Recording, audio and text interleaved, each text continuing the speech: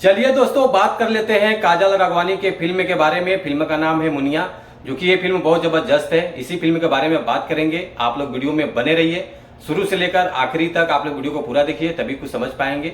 चलिए वीडियो को स्टार्ट करते हैं। नमस्कार दोस्तों, मैं हूं सतीश और आप देख रहे हैं भोजपुरी बुढ़ हंगामा।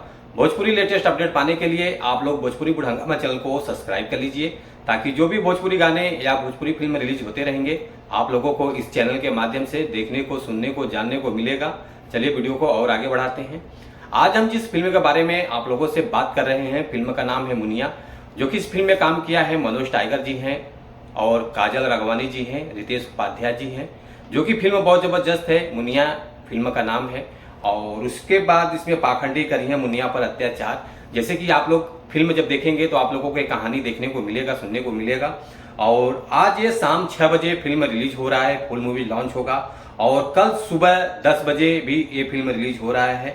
भोजपुरी सिनेमा टीवी चैनल पर, यूट्यूब चैनल के माध्यम से रिलीज किया जा रहा है। तो आप लोग जरूर इस फिल्म को देखिए, जो कि बहुत जबरदस्त होने वाली है इस फिल्म। और आप लोग इस फिल्म को आनंद लीजिए और ज़्यादा से ज़्यादा लोगों तक पहुंचाइएगा जब रिलीज हो जाएगा तो।